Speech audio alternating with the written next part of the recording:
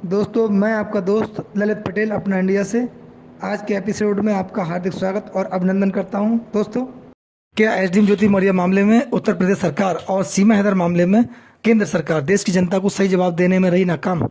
क्या भ्रष्टाचार एवं अवैध धन वसूली और पद की गरिमा गिराने के मामले में एसडीएम ज्योति मौर्य और मनीष दुबे के खिलाफ कड़ी कार्रवाई होनी चाहिए थी?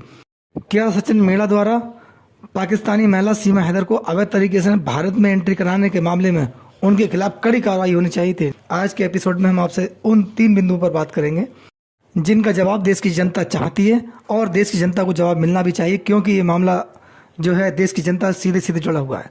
एक मामला होता है देश की सुरक्षा का मामला, वो भी देश की जनता जुड़ा हुआ है, क्योंकि देश की सुरक्षा की जिम्मेदारी सुरक्षा एजेंसियों की है। वो वहां पर क्या हुआ इस पर भी हम आपसे चर्चा करेंगे। दूसरा मामला होता है भ्रष्टाचार का मामला, अवैध धन वसूली का मामला और पद की गरिमा गिराने का मामला। ये मामला भी देश की जनता जुड़ा हुआ है, इसका भी जवाब देश की जनता चाहती है। पहले हम बात करते हैं आपसे एसडीएम ज्योति मौर्य और मनीष दुबे की। दोस्तों, ये पूरा प्रकरण आपने सुना, सोशल मीडिया पे रहा, देश के मीडिया संस्थानों ने प्रमुखता से ये मुद्दा उठाया और देश की जनता ने समर्थन भी किया। देश की जनता इस मामले को देखना चाहती, क्योंकि ये मामला जन जन तक पहुंचा हुआ था, भ्रष्टाचार का मामला था। ऐसे में देश की जनता चाहती थी कि हमारा जो देश का कानून है, संविधान है, उसके अकॉर्डिंग दोषियों के खिलाफ क्या कार्रवाई हो सकती है जांच उपरांत। देश का हर जागरूक नागरिक इस मामले में नज़र लगाए बैठे हुए था कि हमारी देश का कानून जो है वो इसमें किस प्रकार काम करेगा और दोषियों को किस प्रकार से सजा मिलेगी। लेकिन एसडीएम ज्योति मौर्य मनीष दुबे का मामला 3 महीने तक हाईलाइट रहने के बावजूद भी और जन समर्थन आलोक मौर्य के साथ था और लोग चाह रहे थे कि इसमें कार्रवाई हो एसडीएम ज्योति मौर्य के अगेंस्ट और मनीष दुबे के खिलाफ जांच होने के बाद जो दोषी उसके खिलाफ कार्रवाई हो। लेकिन ये मामला धीरे धीरे एक प्रकार से ठंडे बस्ते में जाता चला गया और देश की जनता को ना ही किसी वरिष्ठ अधिकारी के द्वारा स्पष्टीकरण दिया गया कि इसमें दोषी कौन, आलोक मौर्य दोषी, मनीष दुबे दोषी या ज्योति मौर्य दोषी, तीनों में से दोषी कौन। इसका जवाब देश की जनता को आज तक नहीं मिला, जिसका जवाब का इंतजार देश की जनता चाहती है। और दोषी था तो उसके खिलाफ कार्रवाई क्यों नहीं हुई? अगर कोई भी दोषी नहीं है तो उनको आज तक, चाहे वो शासन हो या प्रशासन हो, उसके द्वारा क्लीन चिट क्यों नहीं दी गई? अगर दोषी एसडीएम ज्योति मौर्य को नहीं मानते हैं, मनीष दुबे को नहीं मानते हैं, तब सरकार के द्वारा या उच्च अधिकारियों के द्वारा क्लीन चिट एसडीएम ज्योति मौर्य को आज तक क्यों नहीं दी गई? या आलोक मौर्य दोषी नहीं है तो उनको क्लीन चिट क्यों नहीं दी गई? यानी कि कोई भी आदमी इसमें दोषी है या तो उसके खिलाफ कार्रवाई हो, या दोषी नहीं है तब उसको क्लीन चिट दी जाए। लेकिन ऐसा नहीं हुआ। ये प्रकरण काफ़ी हाईलाइट रहा और हर आदमी इसमें कहीं ना कहीं बेबस और परेशान दिखाई दिया, क्योंकि इस मामले में जांच अधिकारी और उच्च अधिकारियों के द्वारा कोई सख्त कदम नहीं उठाया गया, यानी कि दोषियों को कहीं ना कहीं बचाने का काम किया गया और ना ही उत्तर प्रदेश सरकार के द्वारा किसी प्रकार का कोई हस्तक्षेप किया गया और इसमें आज तक निष्पक्षता सामने जनता की नहीं आई। इसीलिए इस पर सवाल उठना लाजमी है और देश का जागरूक नागरिक इस मामले में जरूर सवाल उठाता रहेगा। दूसरा प्रश्न ये है कि क्या आलोक मौर्य और उनके बच्चों को न्याय मिल गया क्या? क्योंकि आलोक मौर्य, ये भी प्रश्न लोग जानना चाहते हैं।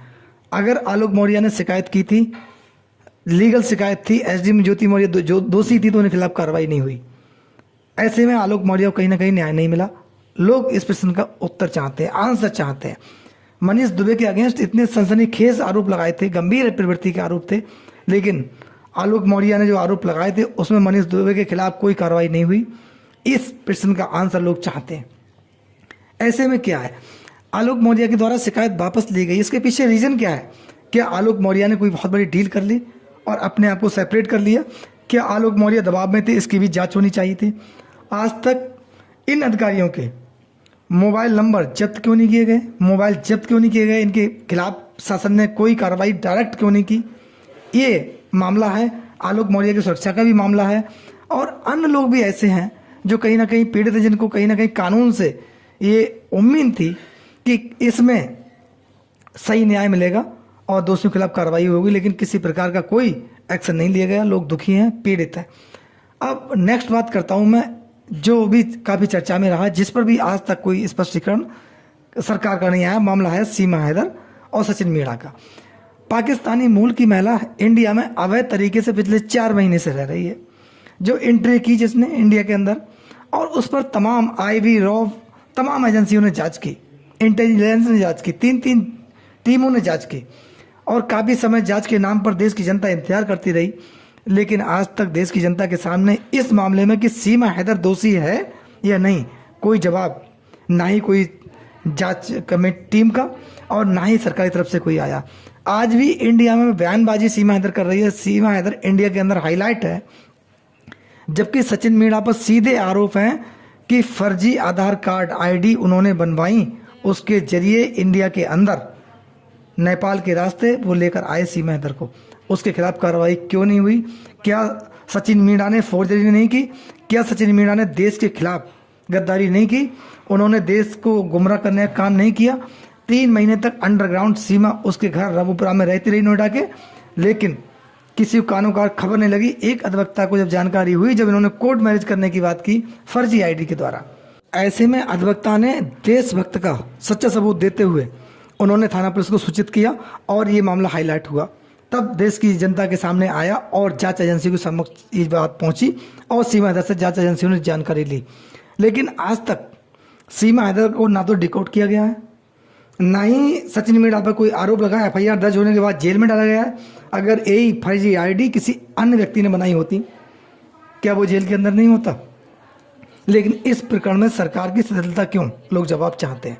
सीमा हैदर लीगल है, ऐसे ही इंडिया में आप एक धर्मशाला की तरह आते रहेंगे, आप उसको लीगल मानते हैं, तब उसको नागरिकता दीजिए देश की और रहने दीजिए। उसे यहाँ से पॉपुलरिटी करने का ये पूरा मैटर बनाने की क्या ज़रूरत है हिंदुस्तान के अंदर? आप सीधे सीधे उसे भारत का नागरिक बनाते हैं। अगर सीमा हैदर गलत है, इनलीगल तरीके से आई है, आप अंतर्राष्ट्रीय जो नियम कानून है उनका उसने उल्लंघन किया है, तब उसको सजा हो, जेल के अंदर होना चाहिए था। और उसके बाद एक बात सीमा हैदर कहती है 4 बच्चों के द्वारा आई है। क्या सीमा हैदर के 2 बच्चे तो निजी हैं और 2 बच्चे किसी अन्य महिला से हैं? क्या सीमा हैदर उन बच्चों की लीगल वारिस है? आप बताइए। जब लीगल वारिस नहीं है तो सीमा हैदर को क्या राइट है कि दूसरे के बच्चों को डायरेक्ट वो हिंदुस्तान के अंदर लेकर आई है? उसके खिलाफ कानूनी कार्रवाई क्यों नहीं हो? उसका पति जो है हैदर, वो वहाँ से डिमांड कर रहा है कि मेरे बच्चों को गलत तरीके से लगी है, सेंट्रल गवर्नमेंट और स्टेट गवर्नमेंट इसमें ध्यान दे और मेरे बच्चों को वापस दिया जाए। बार बार डिमांड कर रहा है, आग्रह कर रहा है, रो रहा है, लेकिन उसके बच्चों को आज तक वापस नहीं दिया गया। क्या सचिन मीणा और सीमा हैदर का कोई बड़ा दोस्त नहीं है? इतना बड़ा इन्होंने जुर्म किया है जिसकी सज़ा सीधे सलाखों के पीछे होना चाहिए था और देश का कानून जो कहता है उसके हिसाब से ये दोनों आज जेल के अंदर होना चाहिए, लेकिन और इनके सहयोगी भी जेल के अंदर हों, लेकिन कोई कार्रवाई नहीं हुई। जब आप इनको सत्य और सही मानते हैं तब इनको क्लीन चिट दीजिए। आदमी जवाब चाहता है, देश की जनता जवाब चाहती है कि इसमें गलत कौन है, देश का कानून गलत है या फिर सचिन या सीमा हैदर गलत है? दोनों में से एक गलत है। जो गलत है उसके अकॉर्डिंग बयान आना चाहिए, चाहे सेंट्रल गवर्नमेंट का आए या फिर इंटेलिजेंस किसी अधिकारी का आए, लेकिन जवाब आना चाहिए और इसमें कार्रवाई भी होनी चाहिए। जो भी सत्यता हो देश की जनता के सामने आना चाहिए, लेकिन ऐसा अभी तक नहीं हुआ। दोस्तों, मैंने ये 2-3 मुद्दे आपके सामने उठाए। एक मामला पाकिस्तान से गई महिला अंजू का है, जिसने नसरुल्लाह के साथ पाकिस्तान जाके निकाह कर लिया। वो भी यहाँ अपने परिवार को धोखा देकर गई है। उसका आज तक पासपोर्ट रद्द क्यों नहीं किया गया?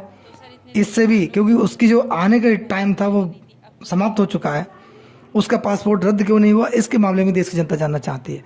दोस्तों, इन मामलों में आपका क्या कहना है? आपकी राय क्या है?